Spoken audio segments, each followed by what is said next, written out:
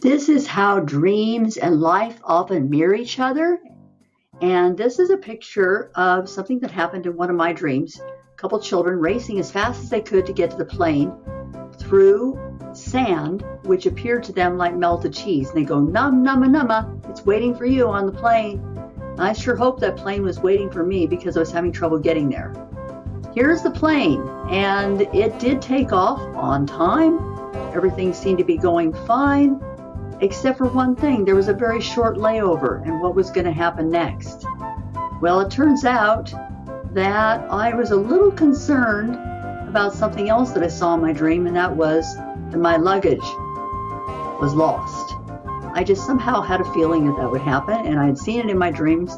However, I'd also seen that I could decide that they would find my luggage and get it back. So I'm waiting at the luggage counter, let everybody know it's lost. It's going to be back. I just keep pivoting into that, and I realize, hey, that's my end result. I'm going to get my luggage back. And indeed, they did find it, and I got it back. However, as soon as I got to the motel, the sock was lost, and I had to go a day with only one sock. Later, the very same sock appeared, and it had another sock with it, which was very strange. However, that is what appeared. We're just having one sort of little disaster after another happening. I just keep pivoting. At the conference, now that went great. We decided that we were going to present on creating versus problem solving. Problem solving is not creating. Creating is not problem solving. Continually pivot into what it is that you want for your end result. Go there instead of trying to fix your problems all the time, and start creating instead of problem solving. Still seemed a bit like a comedy of errors with everything going on, but it went really well. This is Mendenhall Glacier back in 1960, and it was much greater then. And another thing in my dreams is there was just a lot of melting going on, and indeed that was happening. Here's the glacier as it stands today.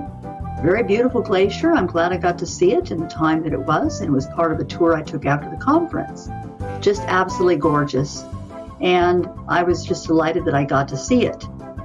Then I got on the cruise, and that went very nice. It was the boat I was on, and it was just a wonderful time against the mountains with all the water, and it was just a very beautiful thing. We got to see some whales along the way. But disaster was about ready to strike again because I was stranded. They ended the tour for people on the cruise ship and not for people that were staying in town, and they didn't tell us it was in a different area entirely. I found out I was 10 miles from town. A local told me, "You better get a cab." And I was like, oh my gosh, and I'm thirsty too. So kept pivoting, got some water, and here's the friendly cab driver that showed up as soon as I decided that somehow I was getting home, and that's what's happening. He said, "Kimber, you need a ride." I said, "Yep, I need a ride." And he said, "Well, here I am. I left the hoity-toities because they were going to make me late and they aren't paying me." So he said that he was waiting for some people on a yacht. They didn't show, and he figured that I was every bit as important as them. So he was going to pick me up.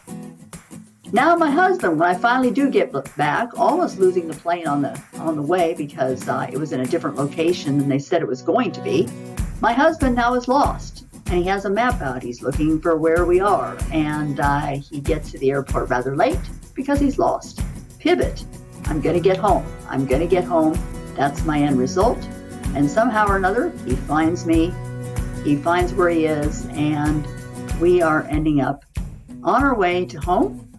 And I'm just delighted that everything is going well with all deciding about what is it I want to create here. My dreams are creating it. And so I am creating the same thing within my day-to-day life. And finally, here I am home.